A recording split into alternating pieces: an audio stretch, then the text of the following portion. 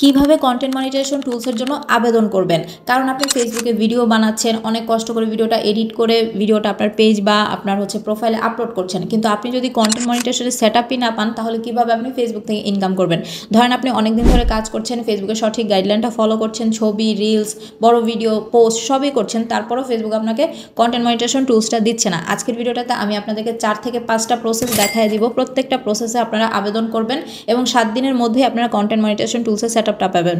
সেছাড়াও আমি আপনাদেরকে দেখাই দিব আপনারা আপনাদের পেজ বা প্রোফাইল কিভাবে চেক করবেন, যে আপনাদের পেজ বা প্রোফাইল ঠিক আছে কিনা, ওকে আছে কিনা, সব কিছু আজকের ভিডিওটার মধ্যে শেয়ার করব। ভিডিওটা অনেক বেশি ইম্পর্টেন্ট এবং একটু বড় হয়ে যাবে, তবু আপনারা ভিডিওটা শেয়ার করে আপনাদের টাইমলাইনে রেখে দিবেন। তো চলে আসলাম আমরা ফেসবুক অফিসিয়াল অ্যাপে। এখানে আসার পরে এই প্রোফাইলটার জন্য আমি আবেদন করব। এই প্রোফাইলটাতে এখনও কন্টেন্ট মনিটাইজেশন পাই নাই। এখানে সার্চ বারে এসে সার্চ দিব ক্রিয়েটর ফর ফেসবুক, এটা লিখে সার্চ দিলেই ফেসবুকের যে অফিসিয়াল পেজ, এই পেজটা ওপেন হবে। 3.7 মিলিয়ন ফলোয়ার একটা পেজ।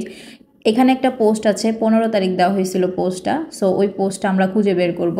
মে মাসের 15 তারিখে দেওয়া হয়েছিল, আমি আগেই দেখেছিলাম, আসলে সময় স্বল্পতার জন্য ভিডিও মেক করা হচ্ছিল না।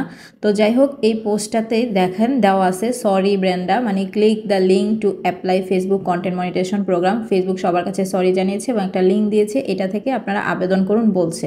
ওই লিঙ্কে ক্লিক করলেই এই ইন্টারফেসটা আসবে। তো এখানে আই এম ইন্টারেস্টেড লেখা আছে, এই লেখাটাতে আপনারা ক্লিক করার পরে এখানে একটা ইমেল অ্যাড্রেস দিবেন, একটা ভ্যালিড ইমেল অ্যাড্রেস দিবেন, যেটা আপনার ফোনে বা আপনার পিসিতে আছে, যেখানে ফেসবুক আপনাকে নোটিফিকেশন জানাতে পারবে।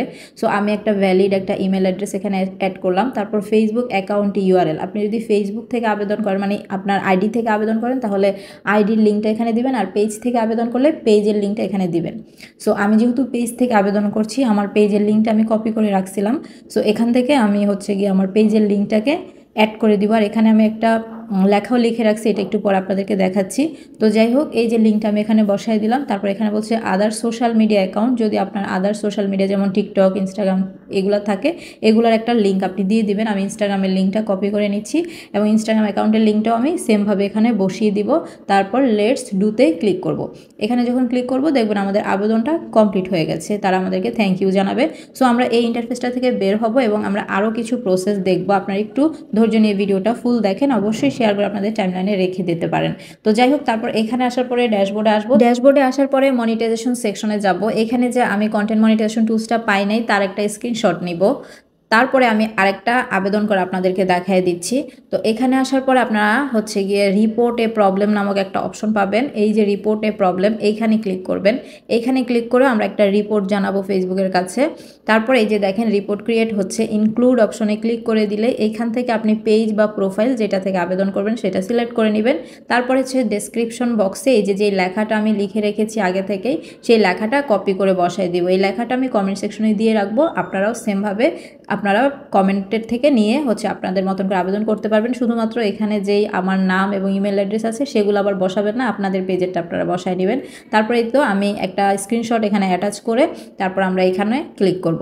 তারপরে দেখেন একটা রিপোর্টও কিন্তু জানানো হয়ে গেল। এখন আমরা আরেকটা অপশন থেকে আবেদন করা দেখব। অপশনে ক্লিক করার পরে আমরা কি নিচের দিকে গেলে ক্রিয়েটর সাপোর্ট নামক একটা অপশন পাবো। এইখানে ক্লিক করার পরে গিভ ফিডব্যাক নামক যে অপশনটা আছে এখানে আপনারা ক্লিক করবেন। তারপর yes I got support need, এখানে ক্লিক করে একটা ফর্ম আপনার আসবে। এইখানে আপনি যে লেখাটা কপি করে রাখছেন সেটা আবারও সেমভাবে বসিয়ে সাবমিট অপশনে দিয়ে সাবমিট করে নেবেন। এই গেল আমাদের আরেকটা আবেদনের প্রসেস। তারপর আমরা আরও লাস্ট একটা আবেদন প্রসেসটা আমরা দেখে নিব, এরপরে আমাদের আবেদন করা কমপ্লিট হয়ে যাবে। দেখুন আপনার পেজে ঢুকে দেখবেন রেকমেন্ডেশন, মনিটাইজেশন এগুলো সব ওকে আছে কিনা, পেজ স্ট্যাটাসটা ওকে আছে কিনা, তারপরে কিন্তু আপনি আবেদন করবেন। এছাড়াও কিন্তু নিয়মিত আপনার পেজে আপনি ছবি, লেখা, পোস্ট, রিলস এগুলো দিচ্ছেন কিনা এগুলোও কিন্তু আপনার পেজে থাকতে হবে, যেহেতু তারা আপনার পেজটা রিভিউ করবে। এখন আমরা মেটা বিজনেস সুইটে ঢুকে যাব। অবশ্যই আপনার ফেসবুক আইডিটাকে এখানে লগ ইন করে রাখতে হবে, যে আইডিটা দিয়ে আপনি পেজটা খুলেছেন। তারপরে মেটা বিজনেস সুইটের এরকম একটা ইন্টারফেস আপনার সামনে আসবে। এখন আমরা যেই পেজটা থেকে আবেদন করব সেই পেজটা আমরা এখান থেকে সিলেক্ট করে নিব। ধরেন আমি এই পেজটা থেকে এখন আবেদন করব, এর জন্য আমি এই পেজটা সিলেক্ট করে নিয়েছি। এখন নিচের দিক থেকে হেল্প যে অপশনটা আছে এখানে একটা ক্লিক করবেন।